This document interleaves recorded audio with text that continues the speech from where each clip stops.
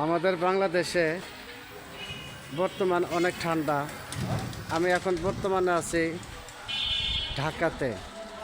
ঢাকাতে যদি এরকম ঠান্ডা পড়ে তাহলে গ্রামে আরও কী অবস্থা হয়ে থাকে। গ্রামে আরও ভয়াবহ অবস্থা।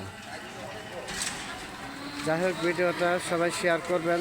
যারা সাবস্ক্রাইব করেন অবশ্যই সাবস্ক্রাইব করে পাশে থাকবেন। আর হেরাও দুজন থাকতে পারবে, হেরা ওই দিন